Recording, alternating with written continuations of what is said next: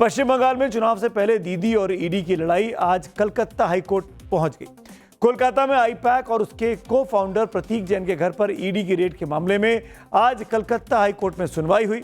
अदालत ने सुनवाई ईडी और टीएमसी दोनों की याचिकाओं की। पहले जानते हैं कि अदालत में आज हुआ क्या।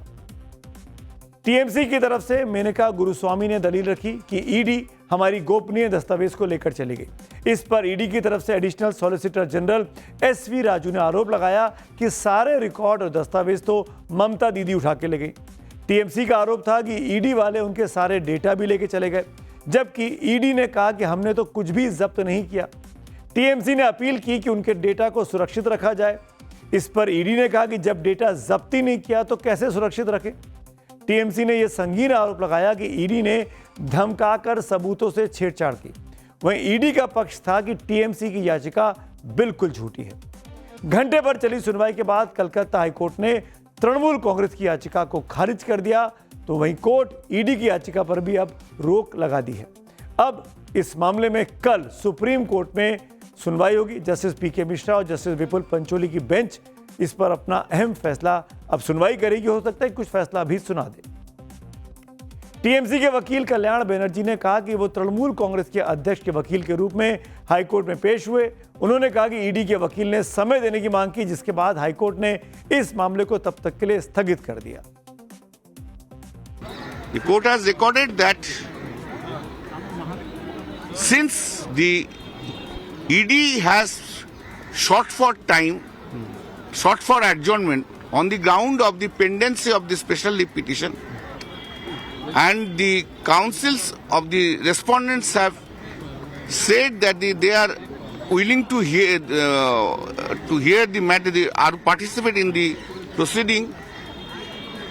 The matter is adjourned up to the disposal of the SLP by the Supreme. Iran में अब लोगों का आंदोलन क्रांति में तब्दील हो चुका है। जी हाँ, रेवोल्यूशन, क्रांति। आर्थिक संकट में फंसे ईरानियों ने खमेनाई को उखाड़ फेंकने का झंडा बुलंद किया हुआ है और तेहरान में विरोध की इस आग में अमेरिका जमकर पेट्रोल डाल रहा है। एक तरफ ट्रंप है तो दूसरी तरफ खमेनाई। ट्रंप के विरोधियों की आवाज को ट्रंप लगातार बुलंद कर रहे हैं, तो खमेनाई विरोध की आग बुझाने में लगे हुए हैं। खमेनाई का मैसेज साफ है, अगर किसी ने भी उनके खिलाफ बगावत की तो उसे सरेआम फांसी पर लटका दिया जाएगा। अब 26 साल के इस शख्स को ध्यान से देखिए। इसका नाम है इरफान सुल्तानी। इरफान को फांसी पर लटकाने की तैयारी इस वक्त खमेनाई की हुकूमत कर रही है। हो सकता है कि आज ही इरफान को फांसी दे भी दी जाए। एक तरफ इरफान को फांसी देने की तैयारी चल रही है तो दूसरी तरफ तेहरान में कोहराम भी मचा हुआ है।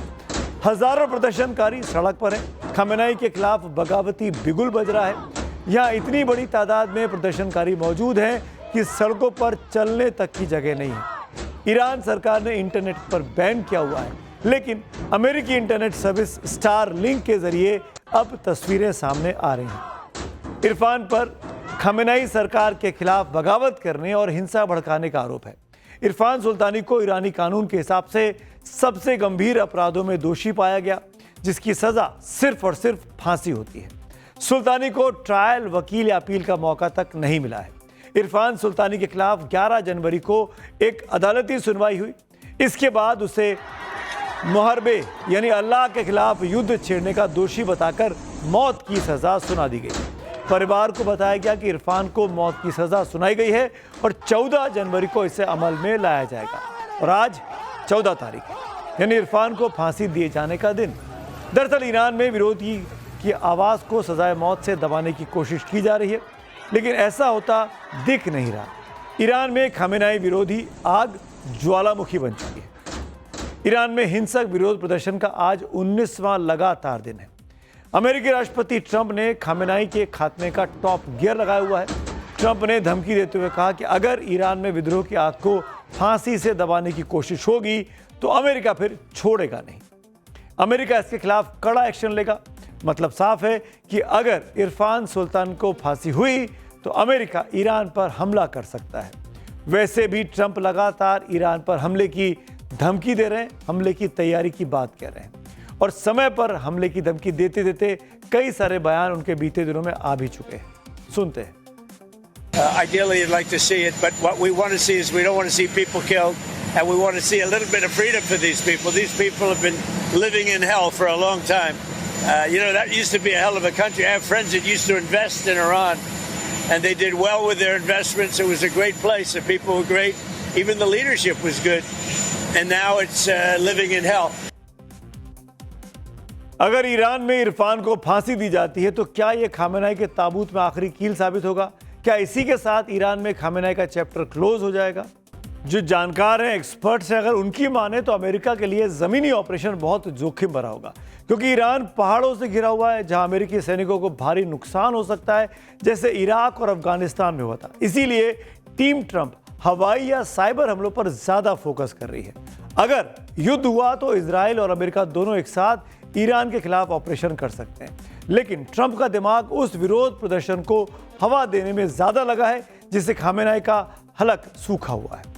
अगर विरोध की इस आग से खामेनाई का सत्ता खाक हो गई तो सांप मर जाएगा और लाठी भी नहीं टूटेगी, यानी बिना सैन्य ऑपरेशन के अमेरिका का काम हो जाएगा। और ट्रंप को इसके अलावा क्या चाहिए? इसीलिए ट्रंप प्रदर्शनकारियों के साथ खड़े दिखाई देते हैं, उनको उत्साह करते हुए, उनको उकसाते हुए भी उनके बयान सामने आ रहे हैं। ट्रंप ने ईरान में लोगों को सरकारी इमारतों पर कब्जा करने की सलाह दी है। उन्होंने अपने social media platform truth social पर लिखा है, ईरान के देशभक्त प्रदर्शन करते रहें और अपनी संस्थाओं को अपने कब्जे में ले लें। मदद रास्ते में है। जो लोग प्रदर्शनकारियों की हत्या कर रहे हैं उनके नाम नोट कर लो, उन्हें इसकी भारी कीमत चुकानी पड़ेगी। अमेरिका और ईरान के बीच इस तनाव ने दुनिया के कई देशों की चिंता बढ़ा दी है। बिगड़ते हालात को देखते हुए भारत ने एक एडवाइजरी जारी करके ईरान में रहने वाले भारतीय नागरिकों को जल्द से जल्द हिंसा प्रभावित इलाकों को छोड़ने को कहा है। आज पूरी दुनिया ये सोच रही है कि क्या ईरान पर अमेरिका हमला करेगा या फिर नहीं करेगा। हाँ और ना के सवाल पर एक्सपर्ट क्या सोचते हैं, सुनिए जरा। ईरान मामलों के जानकार और खासकर मिडिल ईस्ट एशिया के सबसे बड़े जो हिंदुस्तानी वॉइस है, जाने माने पत्रकार सईद नकवी साहब को वो क्या कहते हैं। बड़ा हमला वो ना करेंगे, ये इजराइल से अगर करवा दें हमला तो वो दूसरी बात है। और मेरा जो कैलकुलेशन है, जो कि गलत हो सकता है, ये दोनों हमले होंगे नहीं, ये बिल्डअप किया जा रहा है ताकि जो स्ट्रीट पे एजिटेशन हो रहे हैं उनको थोड़ी सी हिम्मत उनकी और बढ़ती रहे और वो डेमोन्स्ट्रेशन बढ़ते रहे। मेरा अंदाजा ये है। सईद नकवी के साथ मेरी ये खास बातचीत आप हमारे digital platform times now Navbharat पर देख पाएंगे। आगे बढ़ते हैं। चीन के बाद ईरान दुनिया में सबसे अधिक लोगों को फांसी देने वाला देश है। यह आंकड़े आपको ध्यान से देखने चाहिए। नॉर्वे में ईरान मानवाधिकार ग्रुप के मुताबिक पिछले साल ईरान ने कम से कम 1500 लोगों को फांसी दी। दरअसल ईरान इस्लामी शरिया कानून से चलता है। यहाँ सरकार के खिलाफ बगावत का मतलब है फांसी। वैसे तो ईरान में सार्वजनिक फांसी आम है।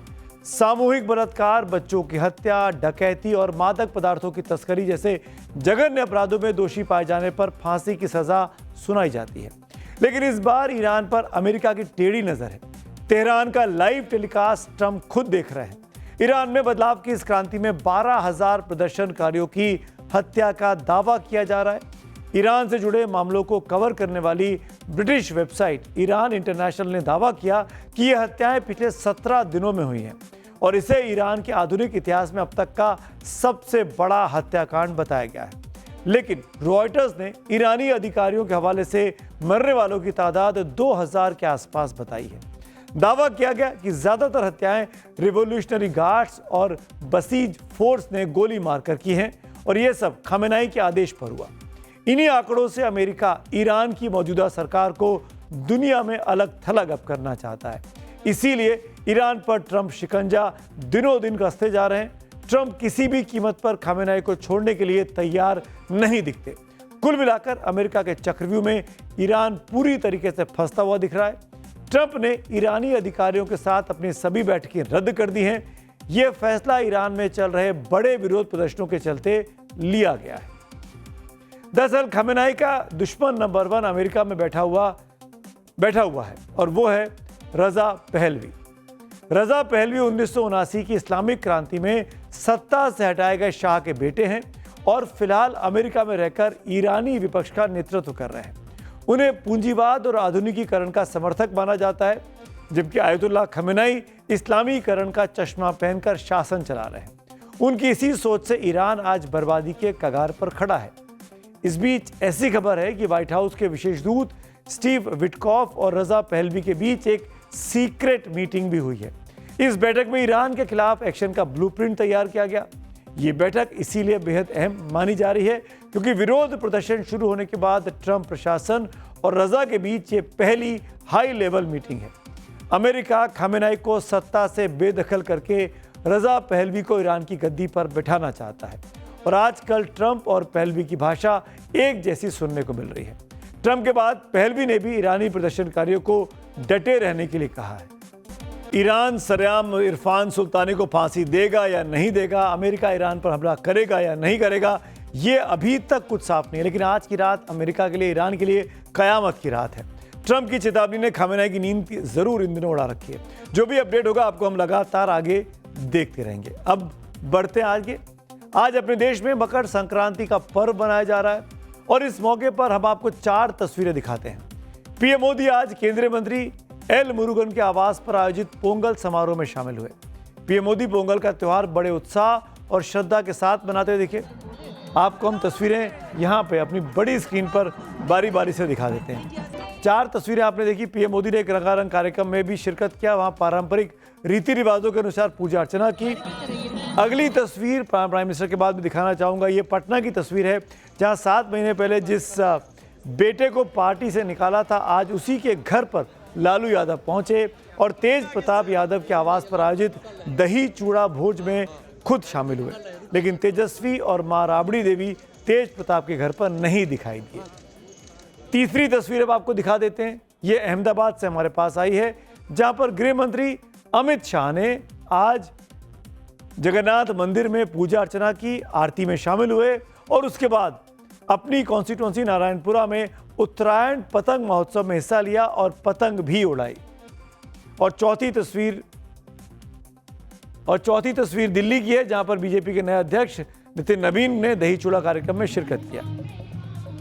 और अब बात करेंगे आज के पब्लिक व्यू की। रोज की तरह मैं आपके सामने जनता का व्यू जरूर रखते हैं, पब्लिक क्या कह रही है। अशोक मिश्रा का ये ट्वीट है, केंद्रीय और उसकी एजेंसियों से खींचतान में केजरीवाल दिल्ली हार गए, ममता बनर्जी सबक क्यों नहीं लेती। ये टीएमसी वाली खबर पर रिएक्ट कर रहे हैं।